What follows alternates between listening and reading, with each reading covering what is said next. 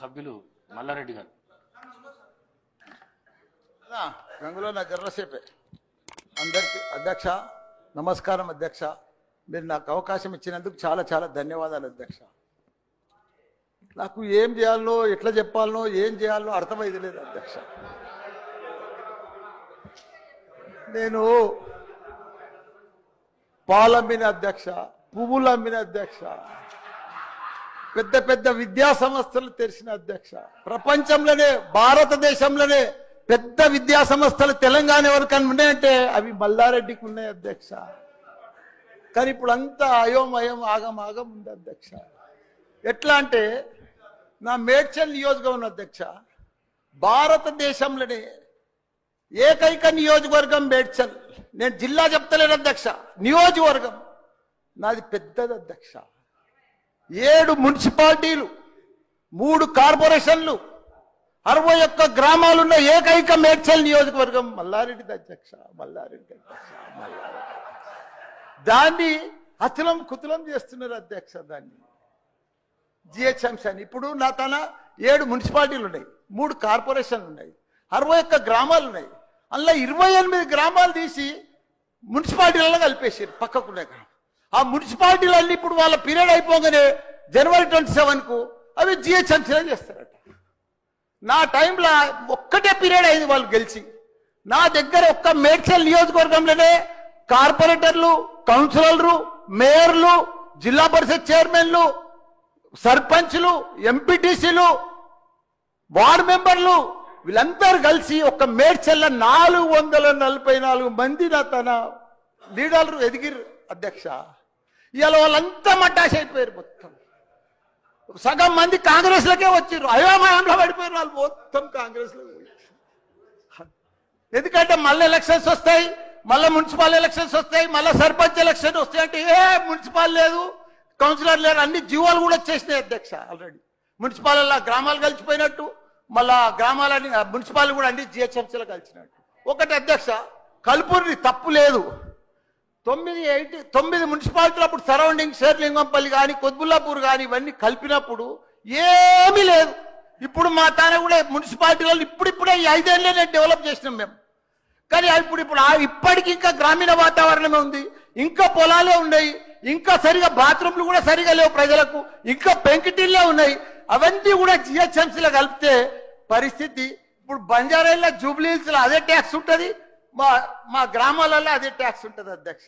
ఈ పైసలన్నీ కూడా తీసుకుపోయి ఏదైనా పెద్ద పెద్ద ఫ్లైఓవర్లు వేయాలన్నా ఏది వేయాలన్నా మళ్ళీ జూబ్లీహిల్స్ బంజారాలని ఖర్చు పెడతారు అధ్యక్ష. మా పుణ్యాన్ని మా మున్సిపాలిటీలో అట్లనే ఉండని, ఇంకో పీరియడ్ ఉండని, ఇంకో 2 ఉండని. శ్రీధర్ బాబు గారు మా సీఎం కూడా చెప్పండి మీరు దయచేసి ఈ సభ ద్వారా మా మున్సిపాలిటీలో ఇంకో పీరియడ్ ఉంటే మంచిగా అవుతుంది. ఎందుకంటే గ్రామీణ ప్రాంతాలు ఉన్నాయి, ఇంకా వ్యవసాయాలు ఉన్నాయి, ఇంకా పెంకటిళ్ళు ఉన్నాయి. మనం అన్ని ఇప్పుడు అన్ని కూడా జిహెచ్ఎంసీలో కలిసినట్టు. నాకు గ్రామర్ రూరల్ లేదు, ఎంపీటీసీ లేదు, సర్పంచ్ లేడు, కౌన్సిలర్ లేడు, ఓన్లీ కార్పొరేటర్. అది కూడా 20-30 వేలకు ఒక్కరు అవుతారు. 444 మంది పోయి 40 మంది కూడా గారు 8-10 మంది అవుతారు నా నియోజకవర్గం. 6,48,000 ఓట్లు ఉన్నాయి అధ్యక్ష. అది అయిపోయిందా, ఈ పార్టీకి అయిపోయింది. దయచేసి అది చెప్పినా మీకు అంత మనవించుకున్నా.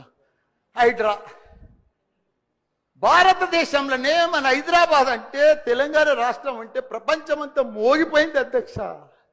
ఐటీ రంగంలో కానీ ప్రతి ఒక్క డెవలప్మెంట్లో కానీ ప్రతి దాంట్లో కూడా హైడ్రా వచ్చినాక ఒక్కసారి హైడ్రా ఏం పెద్ద తప్పు పని చేయలే, కానీ హైడ్రా వచ్చినాక ఒక భయాందోళనతో మొత్తం కుప్పగొలిపోయింది అధ్యక్ష. హైదరాబాద్ సిటీ దిష్టి తగిలిపోయింది అధ్యక్ష.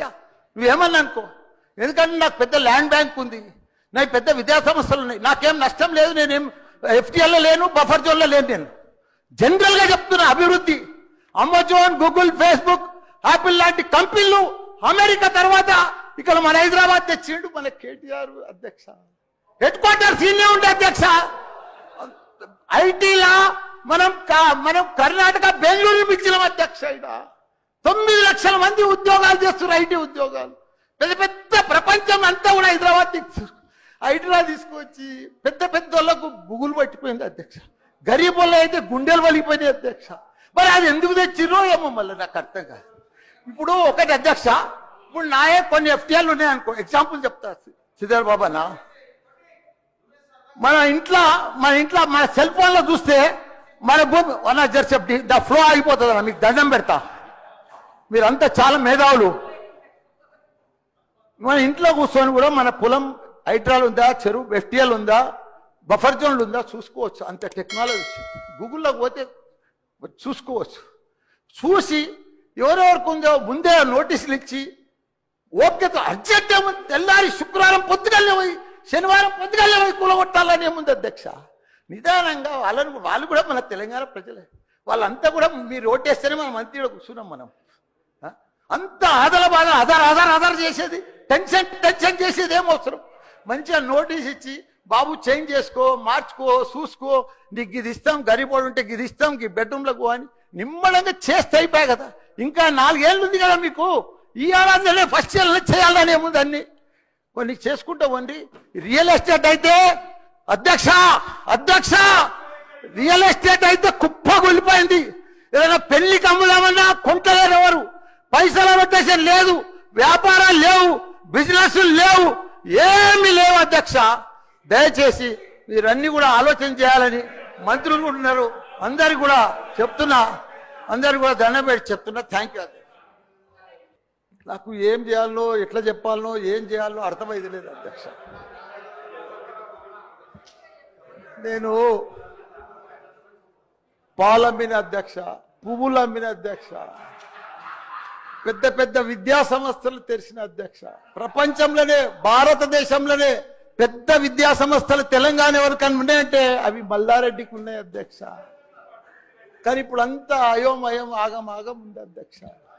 ఎట్లా అంటే నా మేడ్చల్ నియోజకవర్గం అధ్యక్ష, భారతదేశంలోనే ఏకైక నియోజకవర్గం మేడ్చల్.